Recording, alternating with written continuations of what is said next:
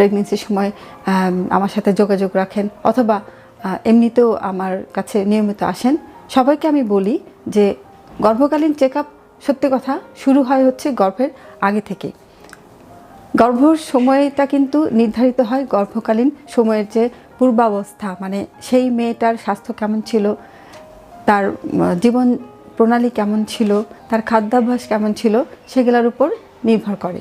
যখন একটি মেয়ে গর্ভ নিয়ে আমার কাছে আসে তখন আমরা কিছু চেক আপ করি, কিন্তু সত্যি কথা বলতে কি গর্ভের আগে যদি সেই চেক আপগুলো আমি করতে পারি তাহলে আমি বেশি কমফোর্টেবল ফিল করি, এবং রোগীদেরকে আমি এটাও বলি যে তাহলে তার জন্য, তার অনাগত বাচ্চার জন্য সেই গর্ভকালীন চেক আপের চেয়ে গর্ভের আগে থেকে চেক আপটা শুরু করলে বেশি ভালো হয়।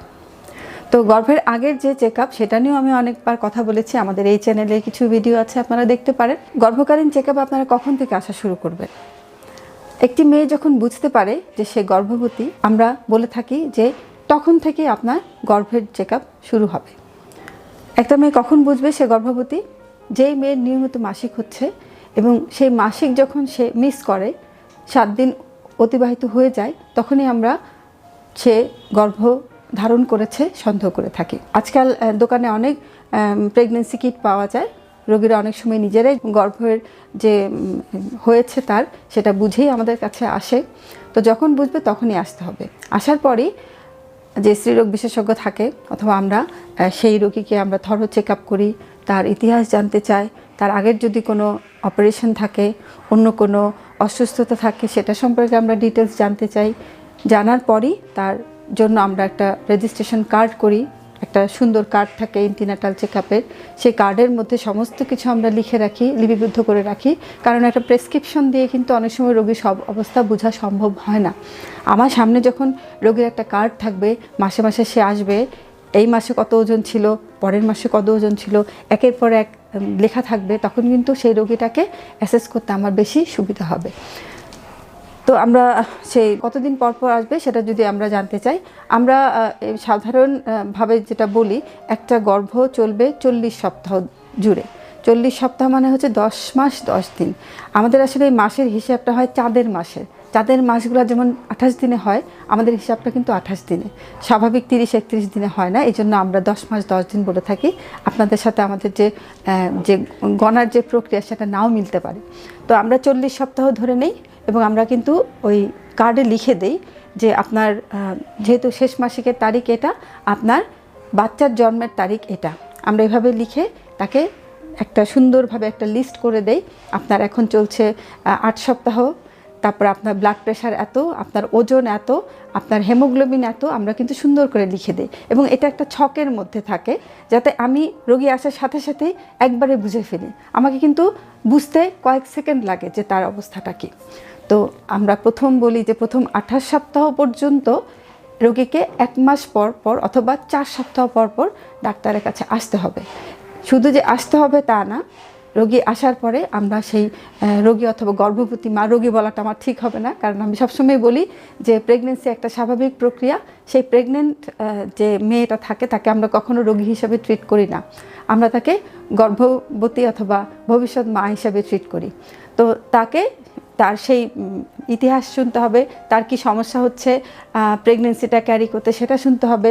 অনেক সময় প্রেগনেন্সিতে শারীরিক সমস্যা হয় এরকম না, অনেক সময় মানসিক কিছু সমস্যা হয়, পরিবারের সাপোর্ট যদি না থাকে, স্বামী যদি তার প্রতি অমনোযোগী হয়। এছাড়াও প্রেগনেন্সিতে কিছু মানে মুড সুইং হয়, যেটাকে আমরা প্রেগনেন্সি মুড সুইং বলি অথবা প্রেগনেন্সি ব্লু বলে থাকি। তো সেই সাপোর্টগুলো যদি সে না পায়, আমাদের তখন সেই চেক আপের সময় কিন্তু এই জিনিসগুলোকে ঠিক করতে হবে। এবং সবসময় মনে রাখবেন, একজন গর্ভবতী মা যখন একজন স্ত্রীরোগ বিশেষজ্ঞের কাছে যায় তখন কিন্তু সে শুধু তার ডাক্তার না। আমার যে প্রতিদিনের চেম্বার, আমি খেয়াল করেছি রোগীরা কিন্তু আমাকে শুধু ডাক্তার হিসেবে ট্রিট করে না, ওরা অনেক সময় অনেক কষ্টের কথা, অনেক অসহায়ত্বের কথাও কিন্তু আমার কাছে প্রকাশ করে। এবং ডাক্তারদের কাজ কিন্তু ওইখানে। একটা ডাক্তার যে রোগীকে শুধু প্রেসক্রিপশন দিবে, শুধু ওষুধ দিবে তা না, তাকে যে পুরোপুরি মানসিক যে একটা সাপোর্ট সেটাও কিন্তু তাকে দিতে হবে। সে মানসিক সাপোর্ট যদি না পায় তাহলে হয়তো সে ওই প্রেগনেন্সিটা অথবা ওই গর্ভটা সুন্দর করে শেষ পর্যন্ত নিয়ে যেতে পারে না। তো সেই জন্যই সবসময় আমি গর্ভবতী মায়েদের বলবো, আপনারা এমন একজন ডাক্তারকে নির্ধারণ করুন যার সাথে আপনার খোলাখুলি কথা বলতে পারবেন, যার সাথে আপনি গোপন জিনিসগুলো শেয়ার করতে পারবেন, যে যে আপনার কাছে নির্ভরযোগ্য মনে হবে, যাকে আপনার মনের কথাটা খুলে বলতে পারবেন। তো 28 সপ্তাহ পর পর আমরা 1 মাস পর পর আসতে বলি। তো এই 28 সপ্তাহ পর্যন্ত সেই মেয়ের যদি সব কিছু ঠিক মতো চলতে থাকে, কোনো সমস্যায় না হয়, তার যে ওজন যে মাসে মাসে গেইন করার কথা সেটা যদি না হয়, তাহলে আমরা অনেক সময় এই 1 মাস পর পর যে মানে ভিজিটটা, সেটা কিন্তু আমরা আরও শর্ট করে দিই। অনেক সময় আমরা বলি আপনি 15 দিন পর পর আসবেন। যেমন কারো যদি ডায়াবেটিস হয় অথবা কারো যদি ব্লাড প্রেশার খুব বেড়ে যায়, তখন কিন্তু আমি তাকে 1 মাস পর পর বলবো না, আমি তখন বুঝবো যে তাকে কতদিন পর পর আসতে হবে। এমনও হয় অনেক সময় আমি 3 সপ্তাহ পরে আসতে বলি, আবার এমনও হয় অনেক সময় ওকে আমি 15 দিন পর পর আসতে পারি। তবে যারা স্বাভাবিকভাবে সামনের দিকে এগিয়ে নিয়ে যায়, তাদের জন্য যেটা 28 সপ্তাহ পর্যন্ত 1 মাস পর পর আসতে হবে। তারপরে আসুন 28 থেকে 36 সপ্তাহ পর্যন্ত, এই সময়টাতে 15 দিন পর পর আসতে হবে। এখানেও সে একটাই কথা, যে যদি কারোর মধ্যে কোনো বিপদ সংকেত দেখি আমরা, অথবা কোনো অস্বাভাবিক জিনিস আমরা খেয়াল করি, তখন কিন্তু এই যে 28 থেকে 36 সপ্তাহের মধ্যে 15 দিন পর পর আসতে বলা, সেই সময়টা কিন্তু অনেক সময় আমরা সংক্ষিপ্ত করে নিয়ে আসি। তারপর আসুন 36 সপ্তাহ থেকে 40 সপ্তাহ পর্যন্ত, সেটা হচ্ছে একটা ক্রুশিয়াল টাইম। সেই সময় আমরা বলি আপনি অবশ্যই 1 সপ্তাহ পর পর ডাক্তারের সাথে যোগাযোগ করবেন, এবং এই সময়টাতে আমরা রোগীকে কিছু স্পেশাল ইনস্ট্রাকশন দেই যে কি কি হলে আপনি তৎক্ষণাৎ ডক্টরের কাছে চলে আসবেন। যেমন বাচ্চার নড়াচড়া যদি হঠাৎ করে কমে যায়, মাসিকের রাস্তা দিয়ে যদি হঠাৎ রক্ত দেখা যায়, অথবা অতিরিক্ত পানি দেখা যায়, অথবা তার শ্বাসকষ্ট হয়, অথবা সে চোখে যদি অন্ধকার দেখে, এরকম নানান রকম সমস্যা আছে যেটা আমরা সুন্দর করে 1, 2, 3 পয়েন্ট করে বলে দেই।